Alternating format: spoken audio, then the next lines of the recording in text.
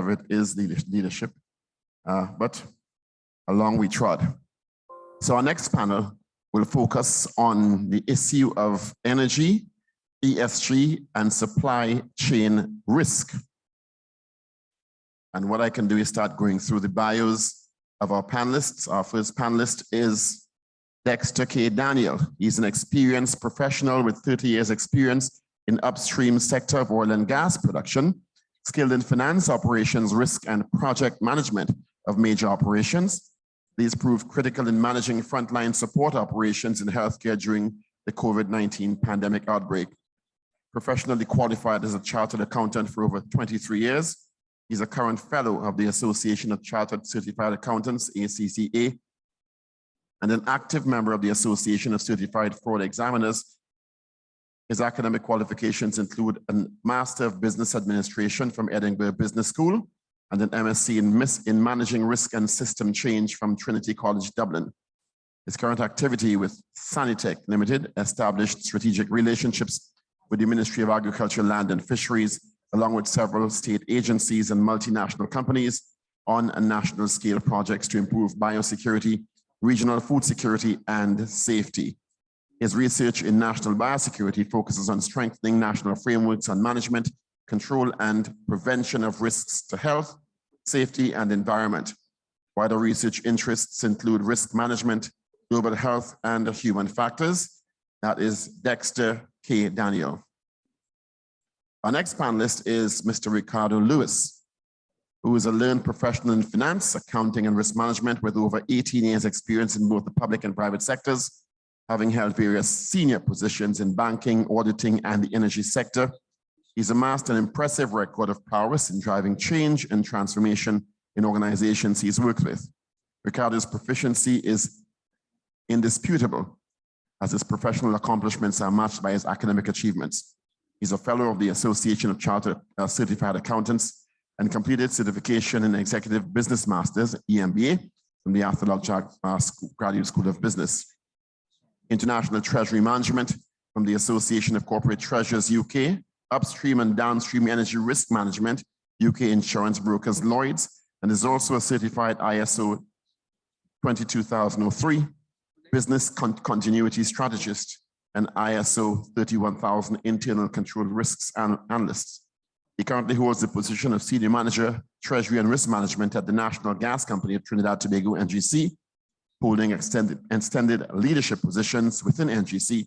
He's able to share his vast knowledge with his team on the theories and practical understandings of energy risk management to be able to drive strategies for improving the company's performance aligned to corporate objectives. That's Mr. Ricardo Lewis. Our next panelist is Mr. Grant Griffiths, who is an internationally recognized non-executive director, enterprise and risk management, ERM, and ESG professional who works with global organizations on developing, enhancing, and building their capabilities to create sustainable and resilient future-ready enterprises. Throughout his 25-year career, Grant has held senior executive and board roles in ASX, FTSE, CSE 40, Euronext, the New York Stock Exchange, and NASDAQ.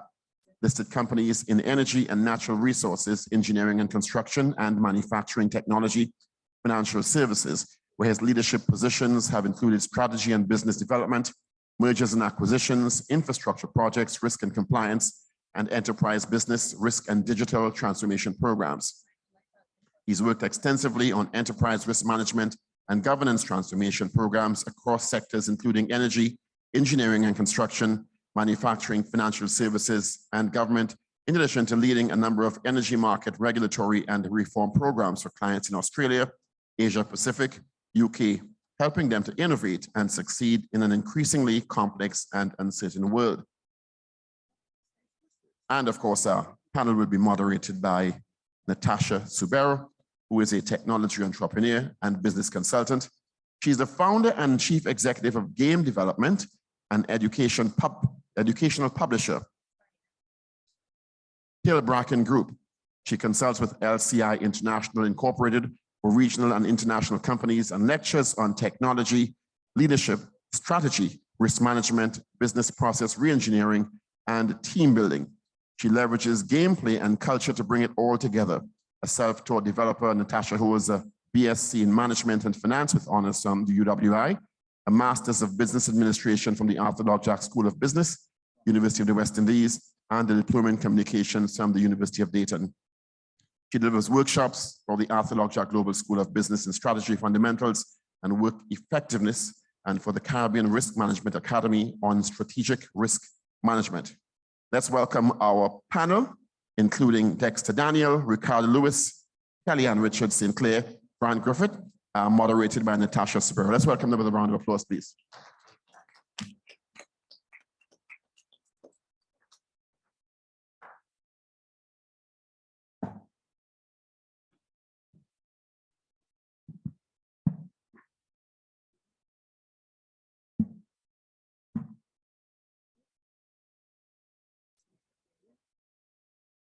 Thank you. Thank you, Senator Richards. Good afternoon. All protocols have been observed. I think I just want to mention that, the last previous panel discussion, there was a lot of positive energy flowing there. Naturally, with the flow, this panel discussion and presentation is on energy, ESG, supply chain risks. In reviewing the 2002 World Economic Forum report, Global Risks, can anyone mention to me or let me know what do you think is the #1 global risk facing the world today?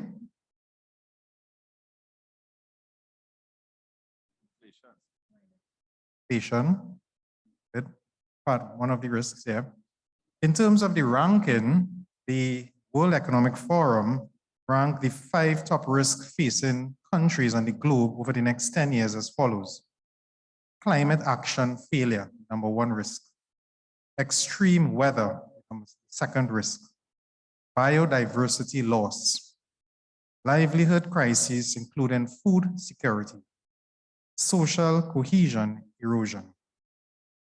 On that premise, my name is Ricardo Lewis. I'm a corporate treasury and risk management professional at the National Gas Company, Trinidad and Tobago. Senior Manager, Treasury and Risk Management.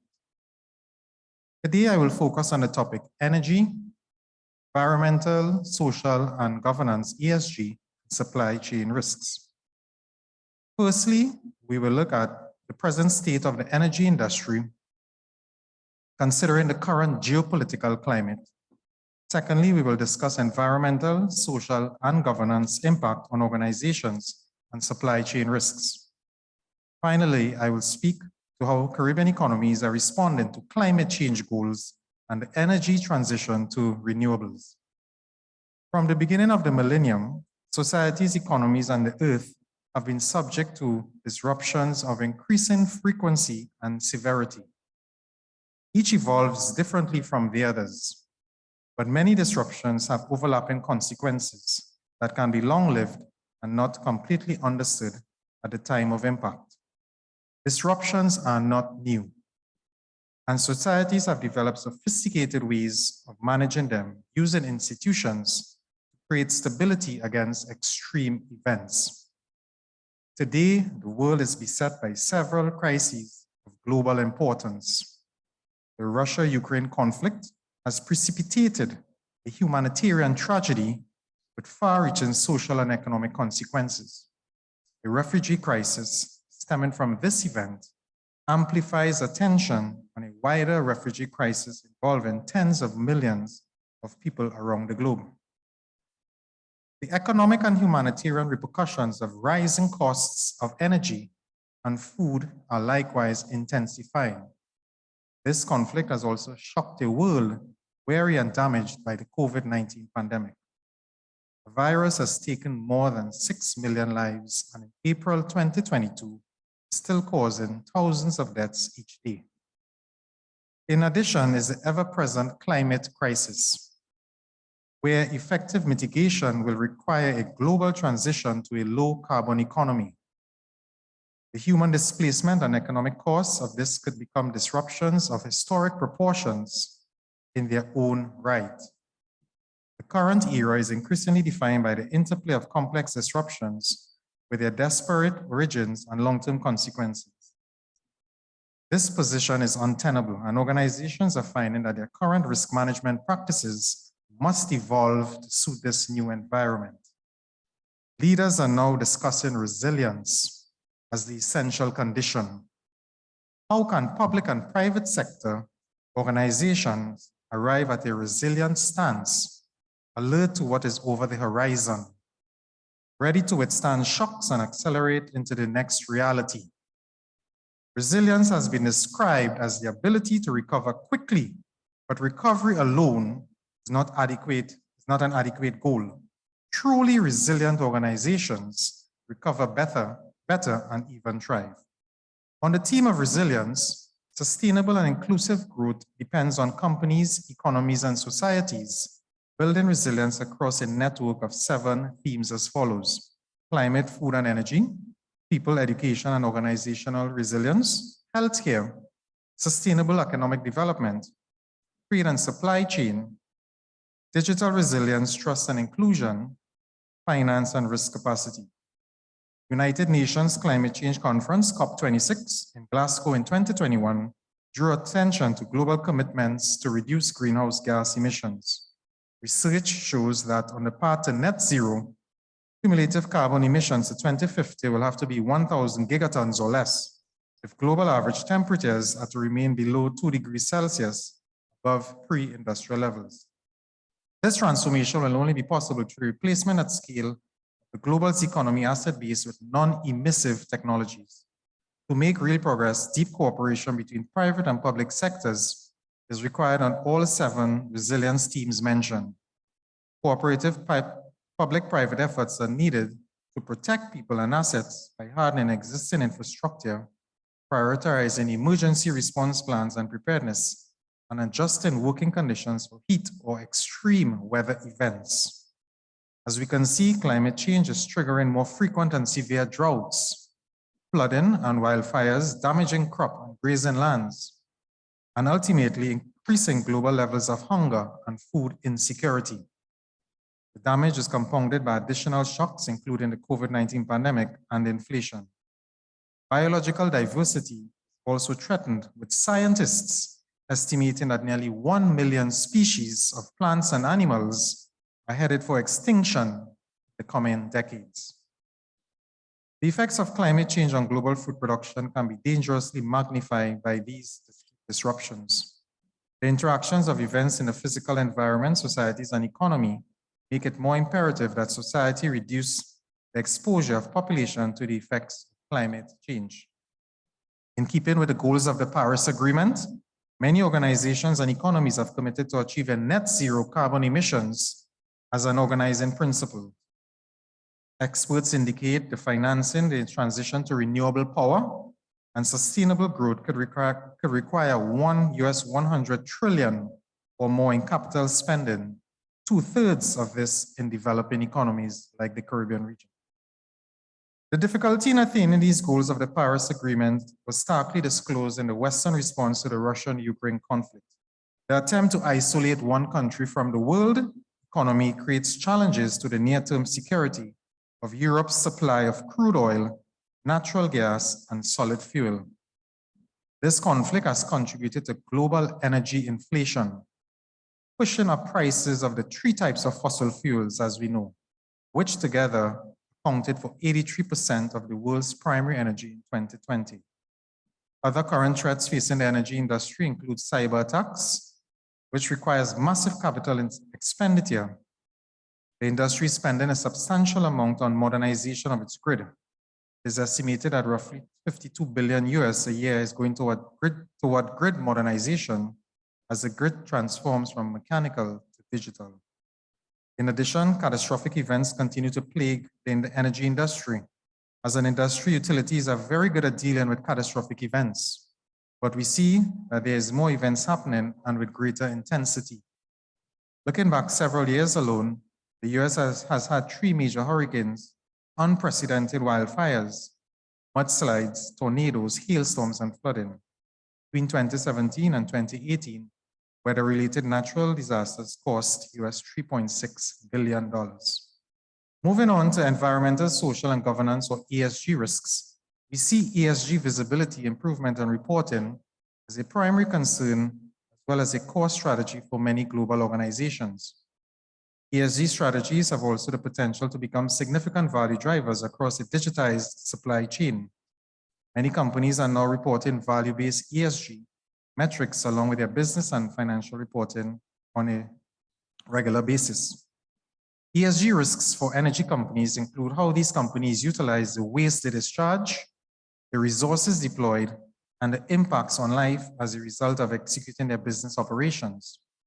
These include variables such as carbon emissions, water management, greenhouse gas emissions, and chemical usage.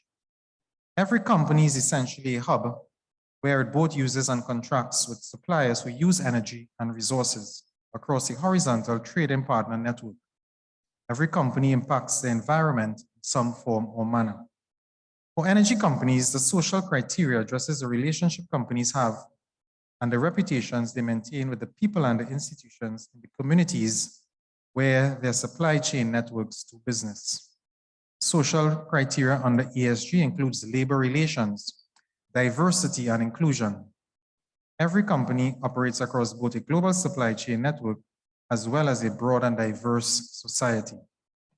The governance aspect within ESG is the internal system which enable the practices, controls, and procedures companies adopt to govern effective decision-making, comply with the law, and to meet the needs of external stakeholders. The ESG framework has become foundational for energy companies both in Trinidad and Tobago and the wider global environment. However, the ESG components themselves are not standalone, but they are all interrelated. For example, social criteria can overlap with the environmental and the governance criteria.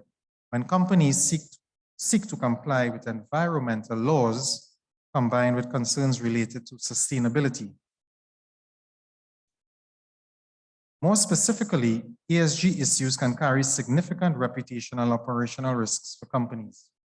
In fact, sustainability factors are now increasingly gaining importance under ESG.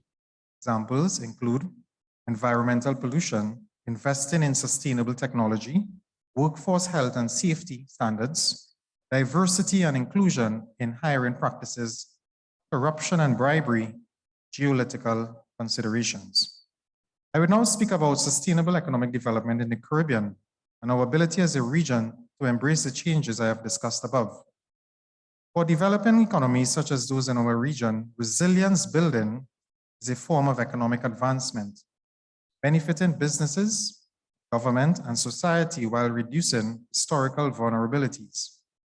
Massive investment is needed, but many local projects can be completed in increments at relatively low costs.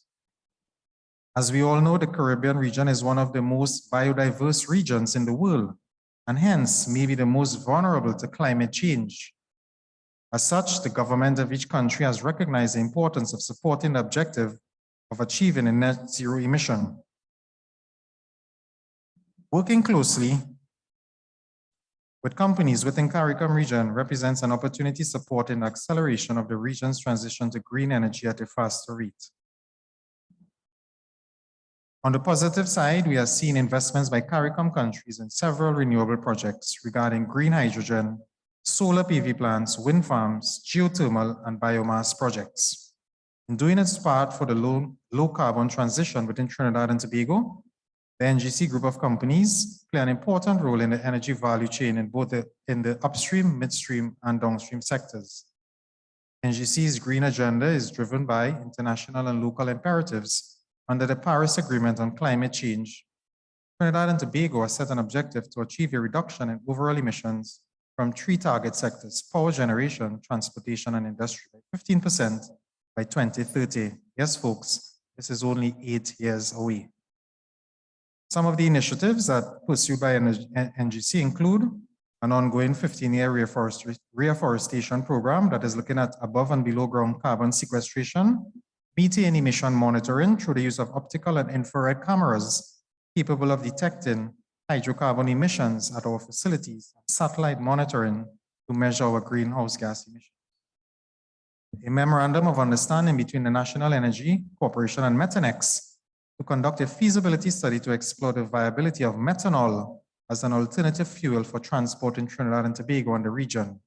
This MOU represents a private-public sector partnership in support of the government's Paris Agreement commitment to reduce greenhouse gases. In addition, we have also signed a non-binding letter of intent with NewGen, which expresses an intention to work collaboratively to evaluate the development of NewGen's hydrogen production facility at Point Lisas. Once commercially feasible, the NewGen project could potentially become a pivotal step towards medium to longer-term decarbonization of the petrochemical sector in Trinidad and Tobago, which is something NGC is committed to and working to.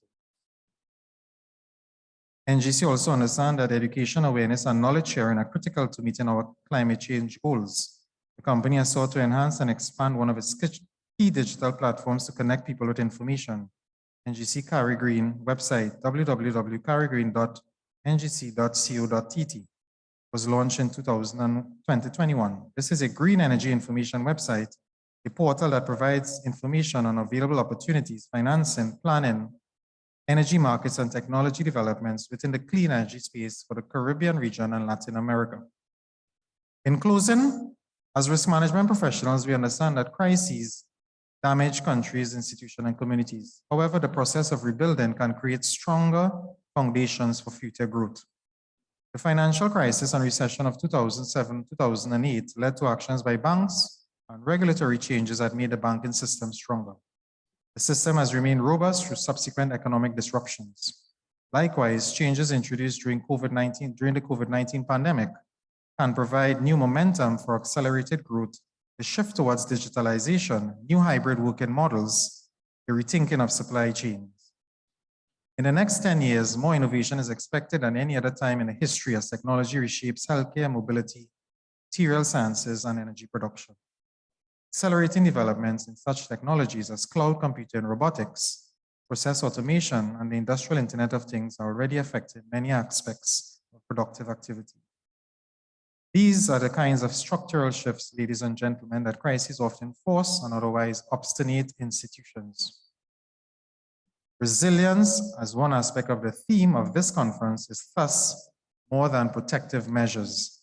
It is also the ability to reinvent, innovate in response to disruptions. I thank you for your time. I look forward to an insightful panel discussion on this topic, energy, ESG, supply chain risks, and wish everyone a very productive conference.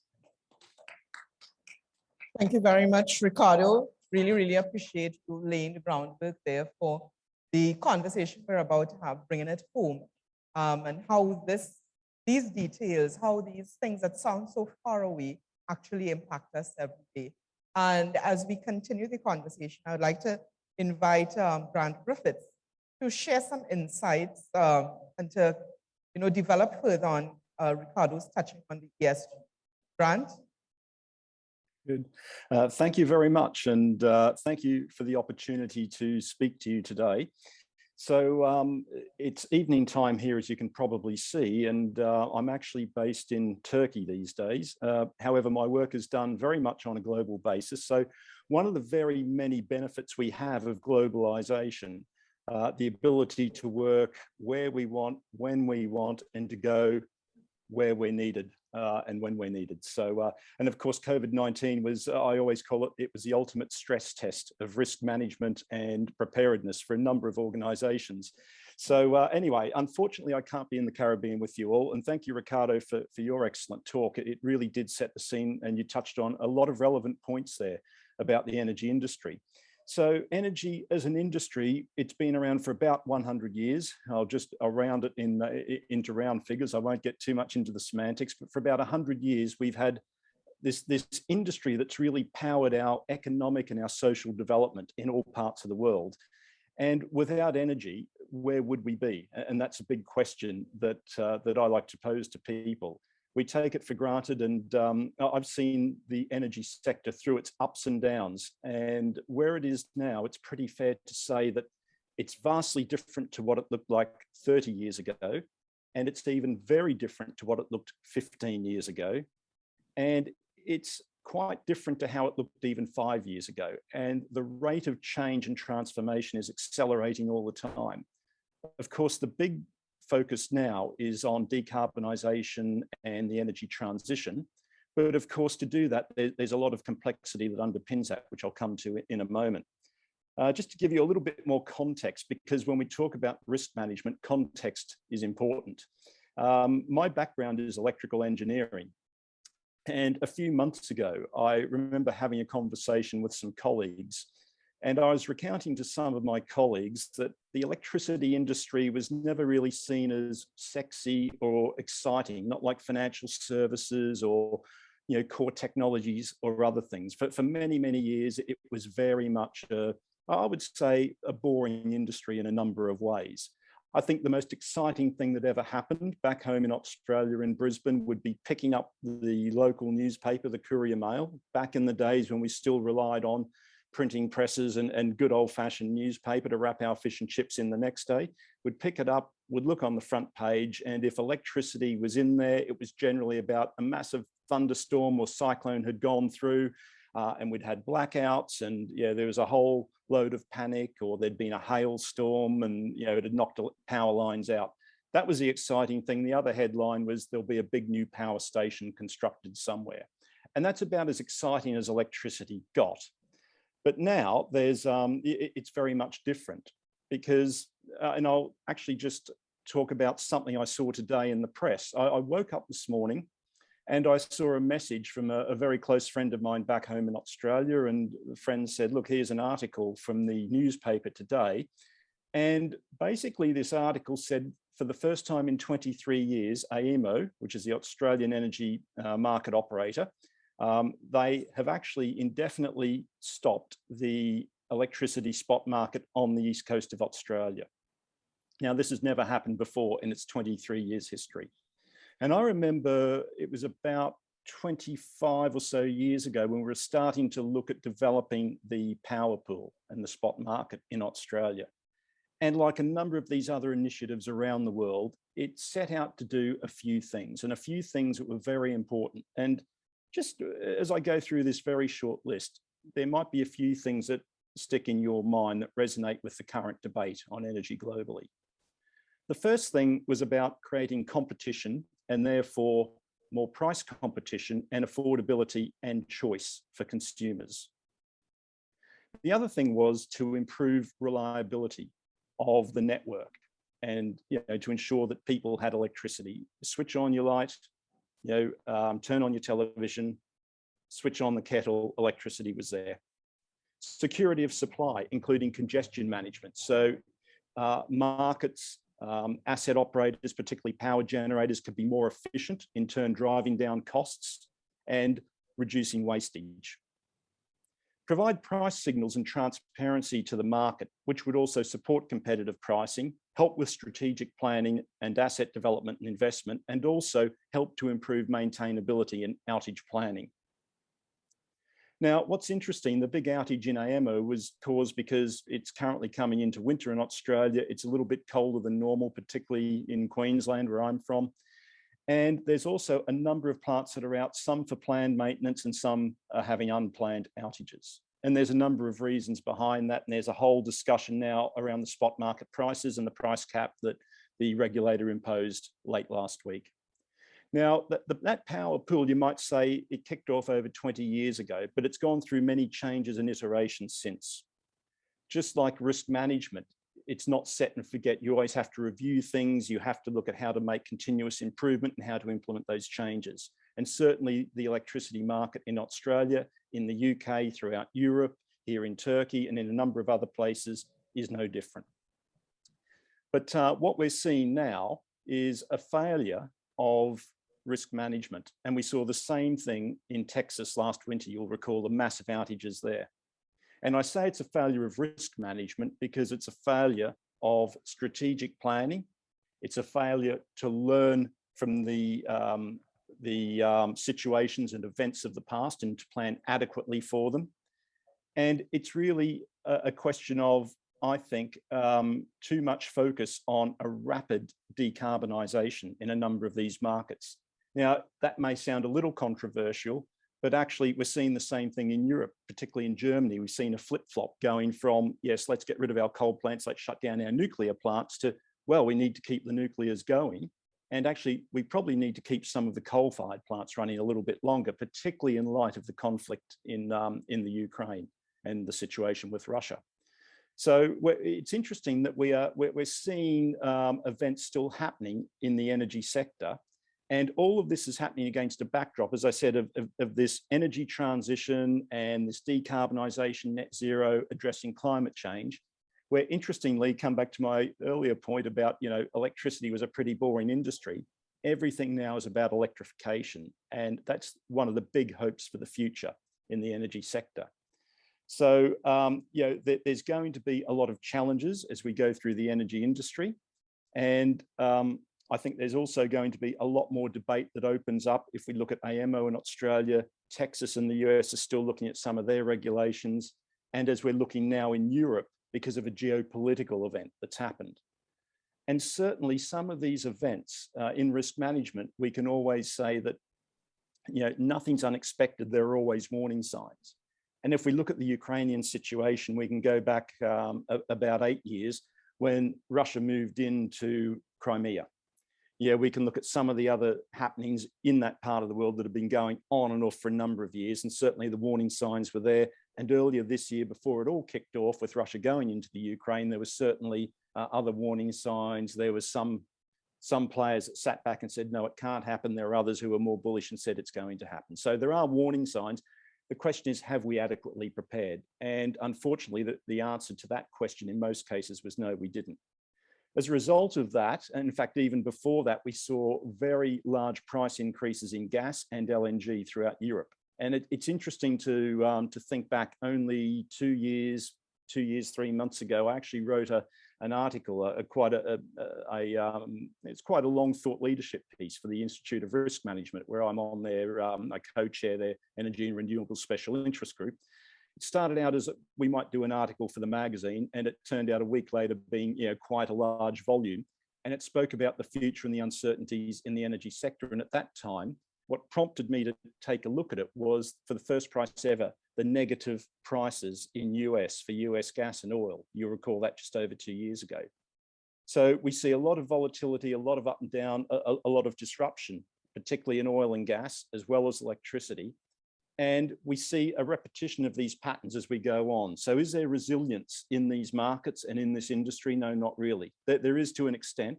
It's probably more resilient than some others, but it still has a long way to go, let alone going towards being anti-fragile, as the theme of this conference is. Thank you very much. Yeah.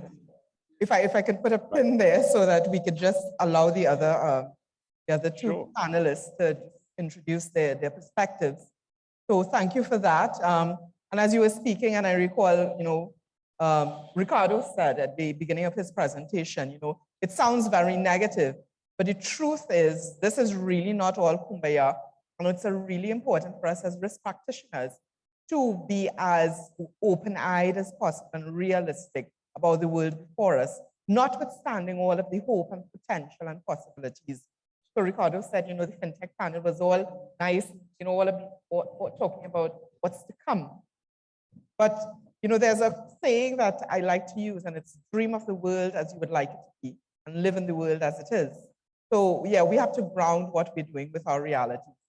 So I want to ask Kellee Richard St. Clair to introduce another perspective on the conversation. Sure, so I think that in the energy sector and all the sectors, we're at a point where we have to reevaluate what is the purpose of the organization. Because certainly the external drivers, climate change, geopolitics, it's calling on organizations to respond in a different way than they would have responded 5 years ago. And you have the peculiarity of all of these things happening all at once. So you're still in a pandemic, a war happens soon after, and then you have all the ripple effects of supply chain risk and whatnot. And you're being called upon to change your business model. And certainly in the energy sector, that change in business model anticipates responding to regulatory changes in the forms of the Paris Agreement. It also calls upon us to respond to our stakeholders.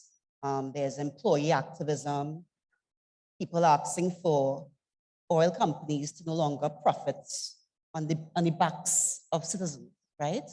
They should be supporting the community endeavors and ensuring that the whole ecosystem is preserved. So those are the pressures that oil and gas companies are facing right now. And it very much has to be driven by purpose of what you see as the mandate of your organization, and not just looking at it from one direction, having that multi-dimensional looking at it. So for instance, with the energy transition, and some of my peers would have mentioned it, it certainly doesn't mean that you move to 100% renewables in one day, because, and the example given with the polar vortex, the renewables failed in that context where you had the severe winter storms. The wind turbines weren't able to support in that venture, and therefore natural gas became crucial.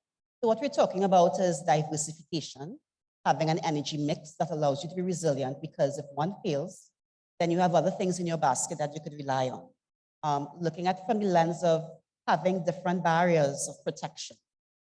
Human capital is another barrier of protection, educating our employees and supporting our employees such that they're prepared for the new business model, right? That they are reinventing themselves and training themselves. We've spoken about fintech and technology, and technology has such a crucial role to play in supporting the energy transition and making sure your employees are equipped in ESG. That S, social, speaks to supporting your employees, ensuring that labor relations, we pay enough attention to that. So it's not only about compensation, it's not only about training, it is also making sure that you are supporting their productivity needs and they understand their responsibilities with respect to productivity, so that the whole system becomes more robust.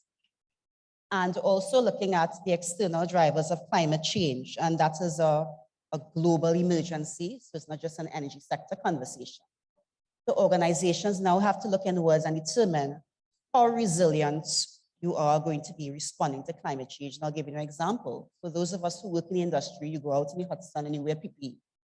But if there's a 2 degrees rise in temperature, our protective equipment that we're accustomed going out in the field, is that going to respond to the temperature of the future?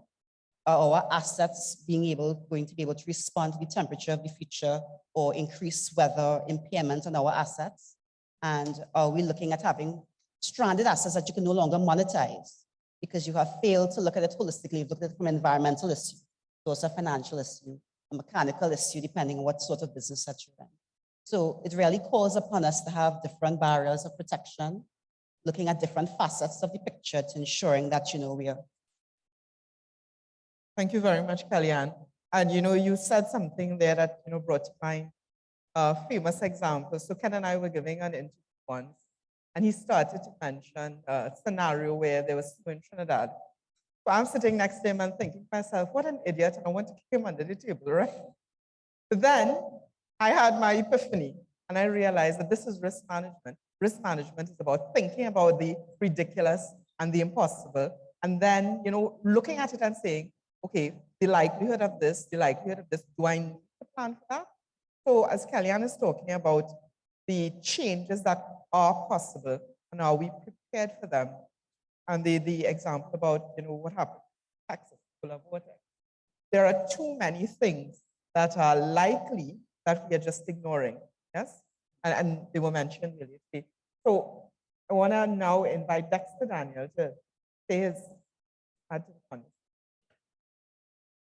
In regard, I want to thank the CRMA for, again, having me as part of the panel. This particular section speaks to energy, ESG, and supply chain. Each one could, in fact, be a conference on its own. So it's quite a lot. So basically, we are focusing very tightly on them. In regard to energy, I look at it as though the risks you're talking about there is really from the eyes of the beholder. If you are an energy investor, your risk takes on a different profile for you. How do you look at your energy risks investments as well too? Certainly Shell may have a certain perspective on risks as well too, now with the onset of the Ukraine war and moving out of that. So their perspective on risks has a different perspective. As an investor on Wall Street, investing in the energy sector, that takes on a different complexion. The energy sector locally here, the energy sector faces its own risks, ranging from operational and again, in terms of project risks that we tend to get into. My main concern about the local energy sector, the energy companies themselves have tended to be a lot more ahead of the game and robust in that regard.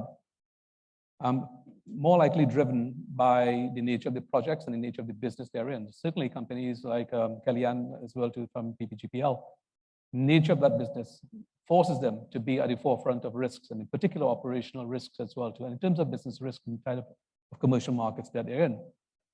However, there are a number of instances as you step out of those leading organizations that tend to look at risk as just something that's mentioned.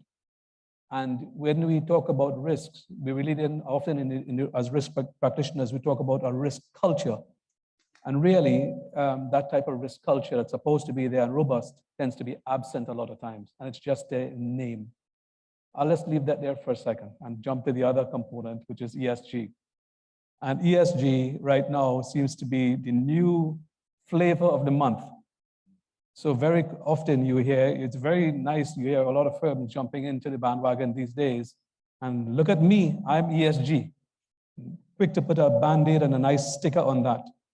But as my colleagues here have pointed out and went into a little more detail on what those are, you can't claim to be a firm leading away on ESG, and yet it is on the environment side, you're seeing flagrant violations and citations as well to any non-compliant with even basic things.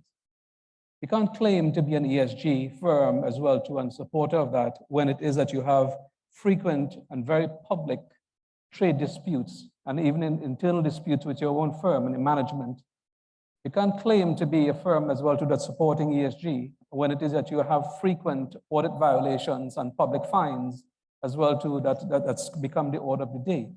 But yet you want to put the ESG sticker, look at me, I'm ESG. On the supply chain form, I'm part of a group, I was part of the group researchers on LERU, League of European Research Universities. And back as early as March 2020, one of the members of the team was based in China. They were called to a meeting with a number of the regulatory agencies there, and the Chinese were already expressing concern. This is March 2020, that they saw coming out of the pandemic that you would have no less than a 15% change, permanent change in supply chain logistics. Now, from a country like China, and you're talking about 15% permanent change, that's significant by any stretch of the imagination. When you talk about supply logistics, we see a lot of that evidence now in the subsequent 2 years to that, and we're still suffering from some of these shocks from that. And as island states, we are still even more so affected by that when it is you're talking about imports and even exports as well. So on those particular fronts, I say as well too, there is a lot to be done. There's a lot that we need to be able to do in terms of building resilience in those areas, but also face the reality of where we are. And some of those hard truths, I heard Ken mention this morning about when it is that he was doing some work in some of the organizations, yourself as well. You need to have sometimes some hard conversations, some hard truths, and those truths are uncomfortable. It's not easy as risk practitioners when you have to bring that to your clients. But those are the ugly facts and truths that have to be faced. We can't, as risk practitioners and responsible risk practitioners, be airy-fairy and pretend all is right. We have to bring those facts as well to where they are, as ugly as they are. And until we be able to face those ugly truths and then deal with them in a responsible manner, we will just continue to be spinning top and mud. My point.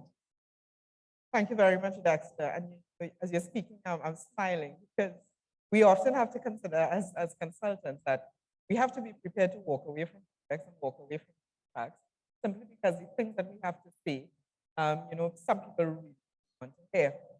But you started talking about something that I want to ask Kellee and Grant to add a little bit, and that whole concept of washing, where we talk about, I'm doing this, but it's a front, and everybody knows that what's really happening in the background.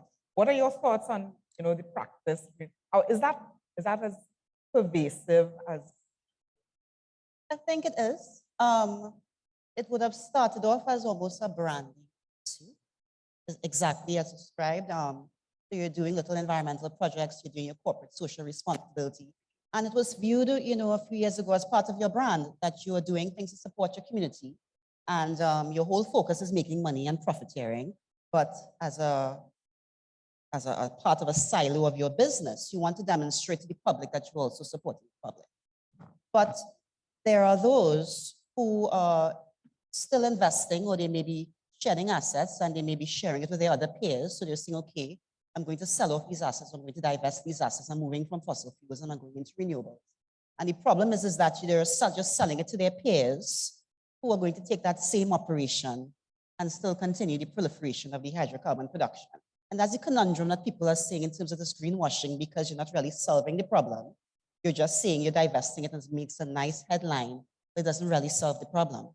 And that's why, there's the whole thing about moving from the shareholder primacy to stakeholder and really holding companies to account to report to their investors. And that's why the regulators are getting involved because of the greenwashing and saying, you have these investors and therefore you need to disclose what are all of those material risks that your business operation is going to pose on your environment or on shareholders. And that's why they're being called upon to now report on their climate risks. Because if that is a global emergency and you have people investing in your operation, but you just have a headline when you deepen, as several banks have been in the papers this week, accused of greenwashing, because when you go behind their portfolios, they still have what you'll call those vice stocks as part of their portfolios, and they're calling it ESG, right? Or those companies that lack diversity and their political views may be at odds with what is viewed as socially prudent, but they are also, on an ESG stock. And that creates a problem, right? Because you have investors now saying, okay, I'm no longer going to invest in oil companies, I'm going to invest in an ESG. And it becomes a mockery of the entire process because it becomes a marketing tool. So what we as organizations need to do, and I would come back to that purpose, is really understanding your impact, that negative impact that you're having on your community. And it's just that self-risk assessment. When you're looking at your maturity, what are you dependent on? What are you vulnerable on from a supply chain perspective? Is it natural capital? So are you heavily dependent on water? Therefore, you need to be more prudent in terms of how you manage your water resources and how you select suppliers who are providing you with that natural capital. Are you reliant on forests as part of your business operation? And therefore, you need to be more cognizant of if you are whittling away that resource through deforestation, that you may not be in business 10 years from now. So it's coming back to that purpose. And what are you dependent on? And which of those resources are being accessed in an overconsumptive manner, such that the whole society is going to in a negative position, worse off 5 to 10 years from now. That's dependency. And then there's a negative impact. Matching those two things together, and for it to really be meaningful, now saying, okay, I'm now going to manage my ESG risk. I'm now going to look and see in what other governance. I have leakages with respect to corruption in my organization. I have problems with ethics and my culture, and therefore that's breaching G in ESG. Whether or not I have frowned upon my employees protesting wages. I mean, human rights says that an employee has a right to collective bargaining, but by my actions, I am frowning on that and I'm impinging on their rights. We have to ask ourselves those questions. And by mapping those two things together, aligning it with your mission and vision and trying to close those gaps, I think that's how you're going to be more meaningful, move away from greenwashing, that fancy headline, and being more productive. You're making profits because you're making sure that you're clamping down on overconsumption, managing your supply chain tighter. Yeah. But if I could interject there, Kellee, so I think one of the reasons that companies have been greenwashing is because they believe people are not really examining. The ESG thing is really a front. People like it. It looks good. It sounds good. They can do all of the, social media and so on. But the reality is, at the decision-making level, the feeling is still that, money talks, and ESG, does ESG make money? Does it contribute to our bottom line or our top line? Grant, what do you think? Yeah, very, very interesting points, very relevant points. And I have to seize on a comment that Dexter made. One of my real passions is also about culture. organizational culture and risk culture. And what we're seeing with a lot of the ESG greenwashing is people behave in a way that aligns with the prevailing culture, right? They see that people are getting away with doing something, they'll do it. And I mean people individually and collectively in the organization. So that doesn't always help. And we've seen that with financial institutions.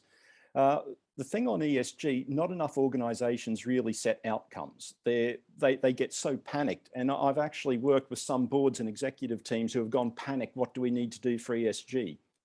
And instead of taking a step back and looking at materiality and thinking about mapping out a plan and just taking a little bit more time to think it through and derive some outcomes, they panic. And that's the other problem. They then look for the quick fix. So the quick fix is, again, we're remunerated and measured on short-term results. We can get away with this. We'll take that path of least resistance. But the good news is I was talking to an organization a couple of weeks ago. I was running their ESG workshop with their board, and we had a couple of the divisional MDs there, and they were actually outlining some of the sustainability and ESG initiatives they were running. And their CFO and their head of risk actually sat there and said, yeah, we validated these, and these are very sound business decisions. And, and they've gone through a majority of them. They have very clear outcomes, and some of their initiatives that align with building a new factory and acquiring other businesses fit in nicely with their medium to long-term ESG strategy. So some organizations really think it through. They get the culture right. They get the return on investment set up, and they're very cognizant of their risks. And they're the ones who do it well and execute extremely well. Thank you. Thank you very much, Grant. So one of the things I want to make clear, in all of the conversations we've had in this conference, there's been a recurring theme about people and culture, and it's coming up again and again in digital transformation about people, risk management about people and how people behave and how we influence people's behavior. The culture of the organization has a huge impact on how people actually behave. Notwithstanding, you can have all, the fanciest, the most up-to-date risk registers, risk framework, risk manual, and all of these kinds. So understanding and recognizing the importance of how people behave and what that means for the organization's risk profile. So at this stage, I know there's so much more that we can speak to, and I would like to get to, but I know we have to give our audience a chance and an opportunity to ask some questions and to share any of the perspectives that they have. So please, if you would like to ask any questions, feel free to do so at this time. In the meantime, yes. Hi, good day. Navin Dukran, Exim Bank. At the Exim Bank, we're working with CAF, the Andean Development Bank. We're part of a regional committee that is set up to start to look at carbon credits and the development of a carbon credit market. And I wanted to ask the folks also from an international perspective about the position on carbon credits, and is that something that probably could work here? Because you all talk a lot about, brainwashing and so on, but this is putting your money where your mouth is, right? You have to pay for it, right, in order to compensate for pollution that you're adding into the environment. So, and also if that is something that maybe the Caribbean Risk Management Academy, may be interested in, we would be one of the focal points in Trinidad to do that. So I'm just looking to get some early perspectives on that, if you have anything to share on that. Thanks. It's interesting, Navin, that you have to mention carbon credits. It seems as though when those questions are asked about carbon credits and projects and so on as well, because it could make a material impact as well in terms of a project going forward or not. Probably the most well-known example of that, and you might be familiar with it as well too, is the, strictly speaking, it may not be a carbon credit trading mechanism as well, but it's the relationship that the Guyanese government established as well to the government of Norway in terms of the very, very real and tangible benefits that they were able to obtain. I'm stretching back for as much as a decade, I believe, where they are compensated as well for their standing forests.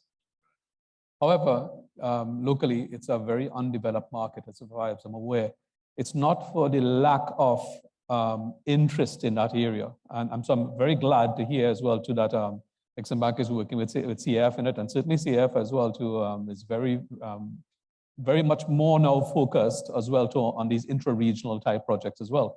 It's interesting that you mentioned that as well, John. Probably have to talk to you separately on that, because one of the companies, the company I'm working with right now, had entered into a public-private partnership last year with the Ministry of Agriculture. And the nature of that particular project is a huge green project. It has national implications. And one of the questions I was asked very early on, this would be a lot more attractive to us if we were in a market where you have a lot more viable active trading in carbon credits. So I'm glad to hear as well too some work is being done in that area, and I think it may open an avenue for even more investment in other areas as well. Thank you very much for that comment. I think it's generally accepted that in Trinidad we're a little bit lazy. We've got complacent. We talk about diversity all of the time, but really and truly we've got comfortable with our position in terms of our revenues from energy and so on. And it takes a little bit of a push us forward. I don't know if Kellee or Ricardo has anything to say on or move forward. NGC, Ricardo has been very proactive. But where are we with carbon credits? Well, I know it's being looked at in the local office at the UN, so it's not a developed market in the Caribbean to have that critical mass of having those who are, and as the Guyana example under that RED project, for those who are by their activities preserving the environment and they get compensated for that. And then those net polluters, right? So I think for it to be successful, it will have to be done on a regional basis as opposed to per country, or even wider, a Latin American fund that creates that market where you have the wide industries that could trade against each other. It works very well in the US, right? It does have that disadvantage. There are those who would believe that you don't really solve the problem, right? Because you still you still encourage that person to keep producing and they just pay a fee to keep producing. So there are those who believe that there's a disadvantage. However, it certainly is a short-term mechanism to encourage at least those who are naturally disposed to be contributing positively to the environment to make sure that they continue doing so. And they're paid for that positive externalities. On the energy front, we talk about supply chain, and I think we should treat our declining reserves as a supply chain issue. We always talk about it from our reserves and it's isolated, but it's a supply chain because the petrochemical sector relies on that natural gas to be able to produce and export. Certainly in our company, we also rely on the natural gas and electricity is also dependent on that as well. So we now have to have the conversation, as I mentioned, that the dependency, which is that natural resource that you are most dependent on, and are you operating with it in the most efficient manner? All right, and therefore the conversation about moving away from the subsidies, that's why it was so important to stop subsidizing that behavior and move to more energy efficient practices, right? To preserve what you have. But what incentivizes that? Because we have the energy, because it's been working for us so long, we seem to have very little incentive in making it. I would like to suggest that our deficits budget, our annual deficit budget, that's something tangible, that's some monetary value that suggests that there's leakages there, and there's room for improvement in terms of how we manage our budget, right? A budget in the negative suggests a problem in any other business. So I think the writing is on the wall, right? And it's really us to form that coalition to change our mindset, to really manage our resources more efficiently, change our business model. So if Trinidad has declining reserves, expanding into other markets, right? Diversification doesn't have to be within Trinidad alone. Diversifying into other markets, replicating what you've been doing well here into other markets is also another means of value creation. How do you want to add in? No, just to add to what Kellee is saying, I endorse the points raised by carbon credits. Sort of on the time, but it doesn't solve the problem. It's like a plaster on the store. Really, what the energy companies, Trinidad and Tobago, doing is really looking to solve the problem. They are pursuing a agenda, go upstream. Also, the plans doesn't make less the really clarity climate goals. So, what I can say is that in working in the industry for just over 18 years, I have seen that the energy sector has really matured in terms of its risk management practices, policies. The tone is really set at the top to the shareholders, the president, CEOs of the companies, and it cascades down to the organization. And given the industry, you would expect that because an incident within the energy industry can be catastrophic, millions, billions of dollars. So risk management must be at the forefront of our organizations. And I would, happily say that the energy sector and the energy companies that operate within that sector have a very mature risk management philosophy. Thank you, Ricardo. Now, on the carbon credits issue, I think one of the important things that I take away from it is really capturing the true cost of doing business. So even though it is not a panacea, it is still progress. And we are obviously at the very early stages of getting to that point of recognizing the true cost of doing business, true cost of energy. And I don't know, Grant, if in your experience, you have any familiarity with carbon credits, if you can add to that point of conversation. Great opportunities for traders. Two sides of the coin, really. Winners and losers, as they always are with traded markets. It does introduce an additional element of risk, but equally, as Warren Black said this morning, you've got risk and opportunity, upside and downside. So, it really depends where you're coming from. I think they're a great short-term solution if you're in a situation where you do need to offset, but there are other ways of doing it. Incorporate it into your medium and long-term strategy. So what can you do about clean development mechanisms, about pulling carbon out of the processes, or why not diversify into CCUS technologies and create whole new markets for selling the carbon and carbon dioxide and other such products? Because there's always going to be a need for that, whether it's for preserving food or fizzy soft drinks or for fertilizer manufacture or whatever it might be. So lots of opportunity. There's different ways of looking at it.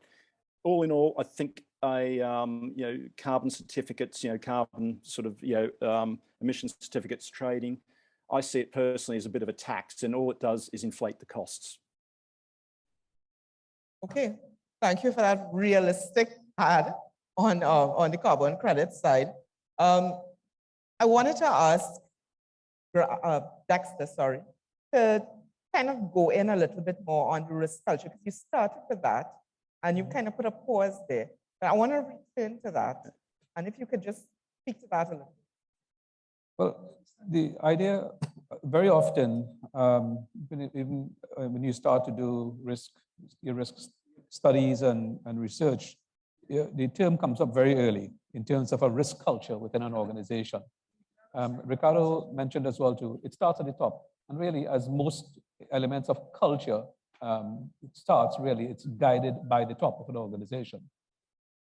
And when you tend to have some problems as well, when you have a policy, which may be spoken or written, but then your actions dictate something otherwise. I think Kellee pointed out to something like that as well, in terms of maybe an inconsistency in those actions.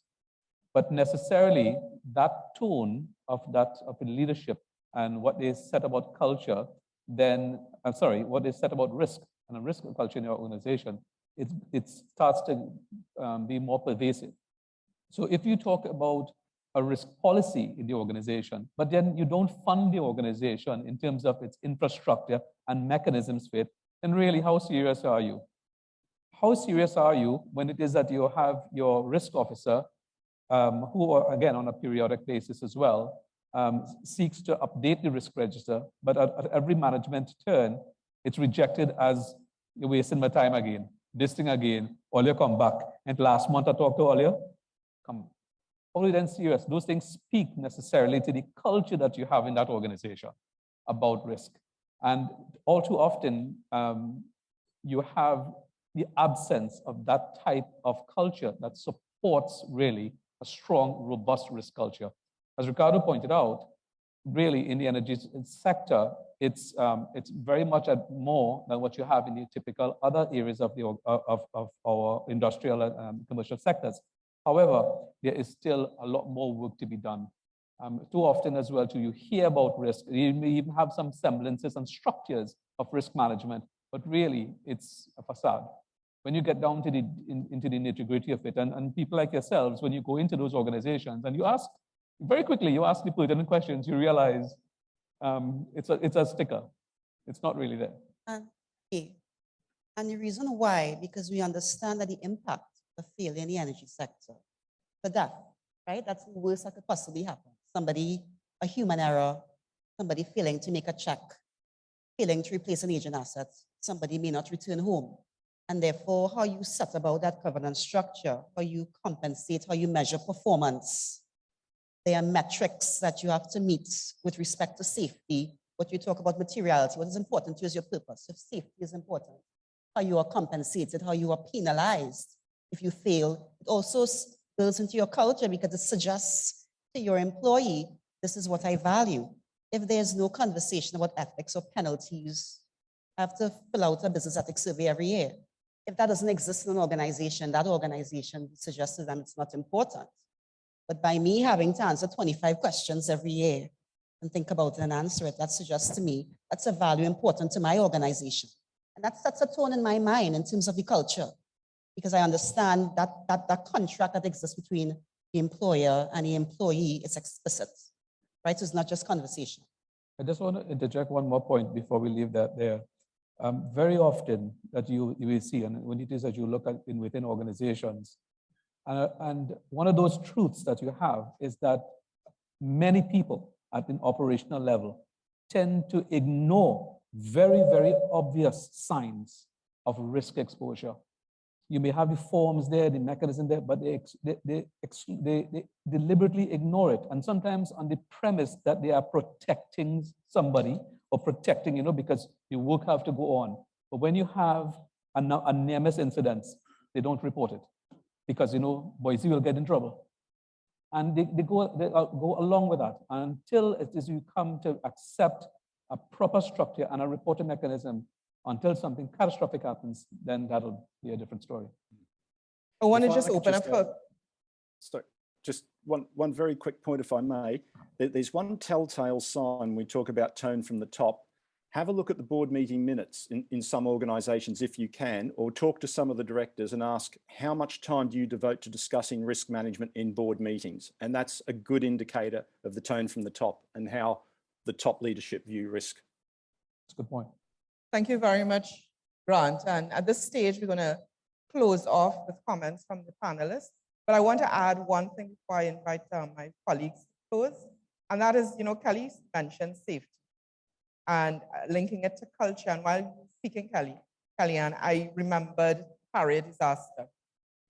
And what could more emblematic of risk management gone totally wrong? And it was very recent here in Trinidad and Tobago. 4 people died, lost their lives in an avoidable disaster falling.